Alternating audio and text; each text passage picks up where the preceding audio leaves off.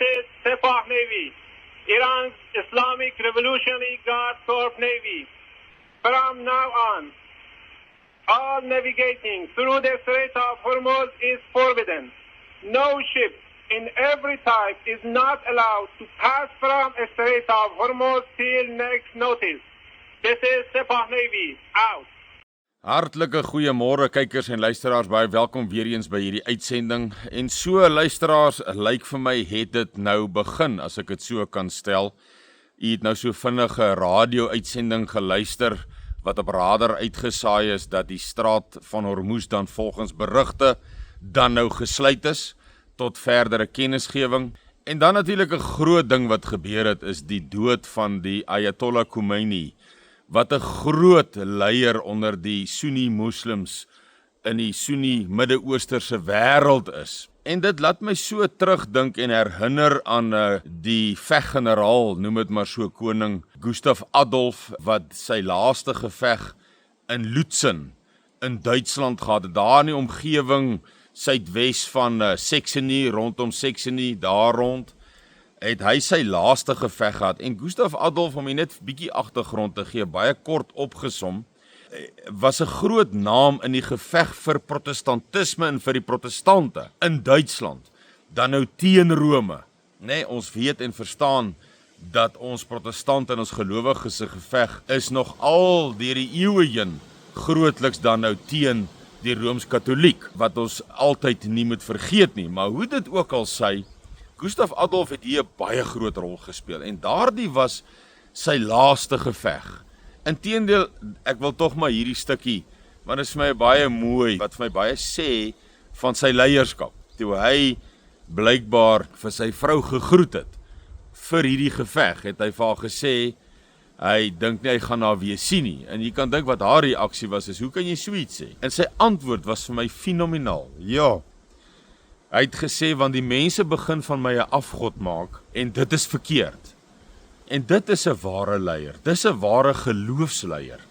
En met sulke leiers, ja, hy het ook die pad dan gebaan vir die oorwinning van protestantisme dan nou aan die einde van hierdie jare, dekadelange oorlog teen Rome. En wat wonderlik was, en ek wil dit vergelyk, en ek sê dit herinner my, as ek dink aan die Ayatollah Khomeini, wat nou oorlede is in hierdie missielgeveg, en 'n aanval direk op hom, dan herinner dit my, en waaraan herinner dit my, van Gustav Adolf, wat dan nou 'n protestant, 'n gelowige is, wat vir ons gelowiges 'n groot geskiedenis gemaak het, in die tyd wat die Vader hom gebruik het, as 'n aanvoerder, dan nou van, ek wil amper sê die Vader se mag, die protestante, die gelowiges, teen hierdie misleiers en verleiers, die Rooms-Katolieke dan van daardie tyd. Nou wat herinner my?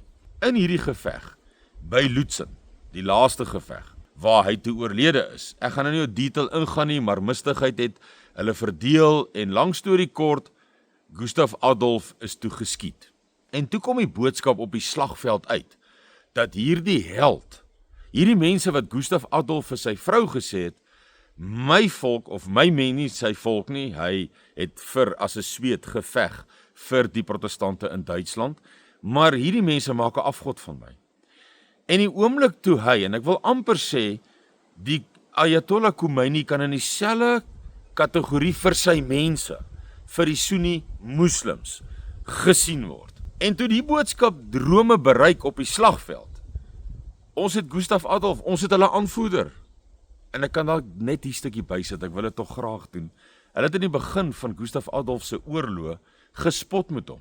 Hulle het verwys na die biddende leer, want hy het voor elke geveg en slag, het hy, laat sy leer, op hulle knieë gaan, en het hulle gebid. En hulle het hom gespot oor hierdie biddende leer. En die aanvoerder, Albrecht von Wallenstein, wat 'n gesoute aanvoerder was in hierdie oorlog van Rome af, van die Rooms-Katolieke af, sy kant af.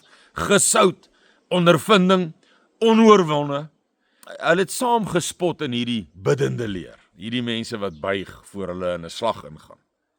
Nou ja, die oomblik toe hy nou doodgeskiet is op die slagveld, toe raak hierdie Romeinse mag mos nou opgewonde, hierdie Romeinse leer. Ons het hulle afgod, noem dit maar so, hulle aanvoerder, hulle held is dalk 'n beter beskrywing, het ons nou doodgeskiet. Hy's dood, is verby. Oorwinning is ons in. En toe, tot hulle skok en verrassing, het dit die teenoorgestelde effek. En dit is wat ek dink ons nou hier kan sien, wat gaan nou volg, na die Ayatollah, na hy dan nou, as noem dit 'n afgod, noem dit 'n held, noem dit 'n geloofs-Rubicon, noem dit wat u wil. Maar dis hoe die Sunni moslems in die hele Midde-Oosterse wêreld hom sien. Dis soos dit is. En die oomblik toe die protestantse leer, daar by Lutzen, by daardie geveg, 6 November 1632, die oomblik toe daardie protestante, die gelowiges met ander woorde, hoor, Gustav Adolf, is doodgeskiet, het hulle so woedend geraak, so kwaad geraak, dat hulle teen alle verwagtinge daardie geveg gewen het. Nou dis, uit hierdie dood van die Ayatollah Khomeini, gaan daar een van twee dinge gebeur. Of die Sunnis, die moslems, Iran, dan nou eerste, gaan dan nou of kapituleer, oorgee, ingee, in moedeloosheid en verslaane voel, of, ek wil, en dis die herinnering wat dit my bring aan Gustav Adolf, of, hulle gaan so woedend raak, dat hierdie 'n geveg tot die bitter einde toe, gaan in ontstaan, in oorsit. En ek wil vir u eerlik sê, as ek kyk na die profesieë, en die vervulling van profesieë, interessant dat Gustav Adolf, dis nou maar sommer vir interessantheid, sy geveg, sy laaste geveg daar in die omgewing van Saxony, daar waar oom Siener of Alois Ulmayer, of al twee, ek kan nie nou mooi onthou nie, maar een van die twee, het voorspel dat die Russe gaan in 3 rigtings Europa binneval, daar bo by Holland, by die Hollandse hawens, daar van bo af, vanuit die noorde uit. Ek gaan nou nie te veel op dit uitbrei nie, wat begin sin maak as jy kyk na die opbou van Russiese mag en wapentuig daarna in Koala skiereilandse wêreld, dan is hulle definitief is dit min of meer waar hulle behoort en sal inkom. En dan natuurlik die massa soldate wat ons in Oekraïne sien, as ook in Belarus. As ons daarna kyk, dan is dit logies nogal, laat hom Siener sê, wanneer hulle Duitsland inkom, die Russiese mag, kom hulle daar by Saxony, in daardie rigting kom hulle dan in. En dan natuurlik al volgens die Donau rivier hier onder, die Balkanstate. So ja, wat gaan die Russe nou maak? Nou dat die Amerikaners se aandag gekonsentreer en gefokus is op die Midde-Ooste. So al hierdie tekens, al hierdie magte se ophou, waar hulle ophou, in lyn en in terme en in ten opsigte van die profetiese voorspellings van waar gaan hulle inkom. Dan is dit mos nou logies as hulle aan Koala eiland hulle magte begin bou en opbou. Die grootste sedert die Tweede Wêreldoorlog, die Russe nou, laat hulle daar by Holland, Europa sal binneval. Dit begin logies sin maak. Die opbou van die Russe hier in sentraal, Pole, Oekraïne, Pole, Duitsland, en dan af van Sint-Petersburg af, daar raak Saxony, ook 'n logiese rigting. En dan natuurlik die Donbass gebied, die Luhansk en Donetsk areas, provinsies, en Zaporizhia en Kherson. Van daar af het ons die aanvalle nou onlangs gesien op Odessa, en as hy van daar af verder gaan, dan sê hy op die Donau rivier, presies waar die profesie sê, hy dan nou ook sal vanaf inval na Europa toe. So hoe dit ook al sê, as ek al hierdie bou van wapens op sekere punte en plekke in lyn met die profesie, dan wil ek nou vir u sê, ek voorsien, dat as dit dan nou die tyd is vir hierdie profesie om in vervulling te gaan, en al die tekens dui daarop, die ontplooiings waar hulle is, die profesie wat sê waar hulle sal inval, maak dit alles, maak 'n prentjie van vervulling van die profesie, as ek dit so kan stel. So, ek weet dit irriteer party mense as ek sê, as ek dit so kan stel, jy moet maar bietjie sterk wees, jy gaan nog baie sterker dinge moet oorleef as die gebruik wat ek dit sê, as ek dit so kan stel. Want om dit te stel, dat hier is die Russe besig om te groepeer, om nie te praat van die Weste nie.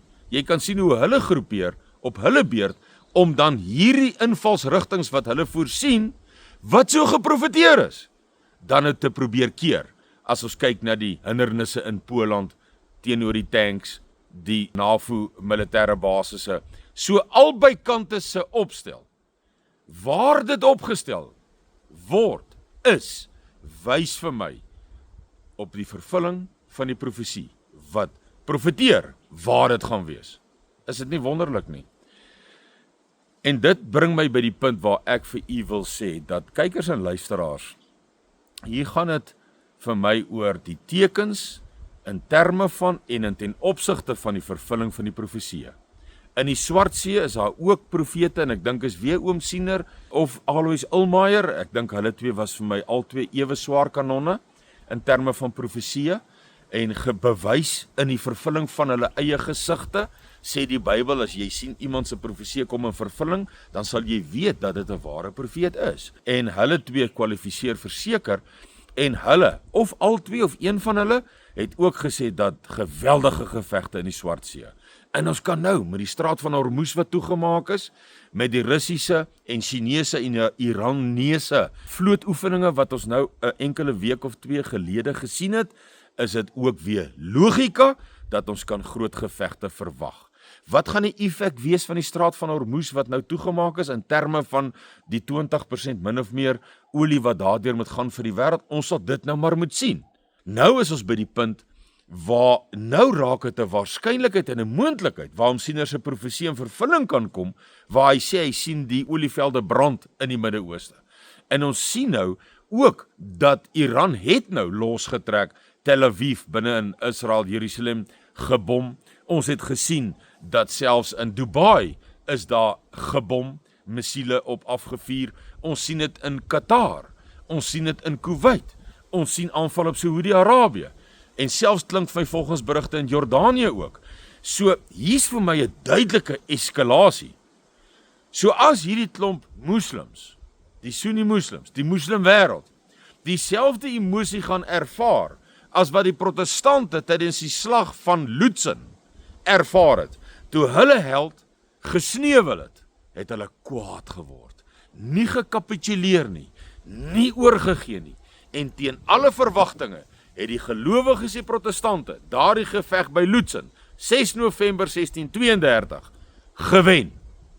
En hierdie, ek sê nie hiermee dat Iran gaan wen nie, ek praat van die emosie van 'n eskalasie, waar daar dan hewige olievelde, Iran het vir ons in die verlede gesê, hy gaan die hawens, hy gaan nie net die olievelde van Kuwait, Bahrein, Oman, Saudi-Arabië, hy gaan nie net die olievelde daar in die brand skiet nie, hy gaan ook hulle hawens, van waaraf die olie, nou dan is dit nie net die straat van Hormuz wat toegemaak word, waar 20%, maar as hy dit doen wat hy gesê het hy gaan doen, dan behels dit 80% van Suid-Afrika se ruolie. Rofweg, min of meer. En u kan dink wat se effek dit op stabiliteit in Suid-Afrika gaan hê. Wanneer ons nie meer olie het om vir ons brandstof te raffineer en brandstof te vervaardig nie. U kan vir uself dink in wat se toestand ons dan hier sal verval. So kykers en luisteraars, my raaiskoot, en as ek daarom nou sê raaiskoot, is dit gegrond op al die tekens wat ek sien, die vervullende profesie se tekens wat ek sien, waarby die fisiese tekens maar net aansluit, dan verwag ek dat die geweldige eskalasie nou gaan begin plaasvind. Dis nie noodwendig in 'n week se tyd dat al die missiele geskiet word nie, maar dit kan nou 'n uitgerekte, intense vernietiging van mekaar oorlog begin raak. En dan natuurlik die gevaar watter kant toe gaan, watter Arabiese lande nou val, want ons het gesien met Mike Huckabee, wat die ambassadeur van Amerika is in Israel, wat ek sou sê 'n geweldige flater begaan het, om te erken dat Israel kan maar eintlik die hele Midde-Ooste vat. U het die onderhoud gesien, die van u wat hom nie gesien het nie, dit was 'n vraag van Tucker Carlson, dit kom daarop neer, wat 'n deel van die Midde-Ooste wil Israel hê, en Mike Huckabee het gesê, hulle kan maar van die Jordaan af tot by die Rooi See, en dis basies die hele Midde-Ooste, en dit het 'n baie antagonistiese houding, vanaf Saudi-Arabië, Jordanië, en dis groot bondgenote van die Weste, van Israel en van Amerika, groot bondgenote, United Arab Emirates, Kuwait, Qatar, Saudi-Arabië, en nou hoor hulle van die ambassadeur van Amerika vir Israel en sê, Israel kan maar julle stuk vat. Wat beteken hulle gaan hulle lande almal verloor? So, nou kan miskien kan ons nou begin sien wat Obadja vir ons vir Esau voorspel het, waar hy gesê het, dat God stuur 'n boodskapper uit, om nasies bymekaar te maak, teen Esau. Nie Jakob nie, nie Israel nie, Esau. Esau lyk net soos Jakob. As mense wat sê, ja, die neus lyk bietjie anders, en die ore, die, daai, daar, ek is nie baie kunstig nie, so ek is nie baie goed aangelê met dit nie, maar in min of meer in breë terme, sal Jakob ons soos Esau lyk, hulle was 'n tweelingboetie gewees. En God maak nasies bymekaar om Esau te vernietig. En hy het Esau mooi beskryf, is 'n klein volkie, hy het baie geld gesteel by die wêreld, hy word gehaat deur die wêreld, hy is baie magtig, dit word in julle Obadja baie mooi beskryf. So, sien u hoekom ek sê, dat ek voorsien nou 'n eskalasie, want ek sien die profesieë, nie net moderne profesieë soos Alois Ulmayer en Oom Siener nie, en Alina Ayelo wat almal by mekaar aansluit nie, al was hulle al lank uit mekaar, het mekaar nie geken nie, daar was nie selfoon, daar was nie internet nie, Alois Ulmayer was van Duitsland, Alina Ayelo van Italië, Oom Siener van Suid-Afrika, en daardie gees wat hulle boodskappe gegee het, moes dieselfde gees gewees het, want dit is dieselfde boodskappe, wat by mekaar aansluiting vind. En dan natuurlik die Bybelse profesieë, Esegiel 38, Esegiel 39, Jeremia 30 en 31, vele profesieë, wat ek nou nie almal gaan noem nie, Joël, Hosea, Sagaria, Daniel, Openbaring, wat almal nou, al die tekens van hulle, begin ek in die vlees en in die fisiese omgewing nou sien, uitspeel. Daarom, op grond daarvan, sal ek die raaiskoot vat, of die kans vat om te sê, hierdie saak gaan nou al hoe verder eskaleer, en binnekort geweldige impak ook op Suid-Afrika hê. Dan gaan die video's wat ek in die verlede gemaak het van u kan opgeroep word vir 'n oorlog, kan dan ook in vervulling begin gaan, want nou raak dit 'n wêreldoorlog. En ons verwag ook dat die Russe gaan sekere skuwe nou begin maak, in ten opsigte van Europa, Oekraïne en wat daarmee saamgaan. Maar ja, kom ons hou alles dop, kom ons kyk waarheen gebeur dit, sluit aan, raak deel, teken in, subscribe, dat hierdie boodskap meer mense bereik. Ons tyd loop nou vinnig uit. Sou hierdie eskaleer, dan raak die vervulling van die volmaakte raadsplan van ons Skepper, prys sy groot en heilige naam, deur sy Seun en sy Gees, raak hierdie dit. Kykers en luisteraars, is ons in vir 'n totaal 'n ander wêreld van leefstyl. Totaal anders.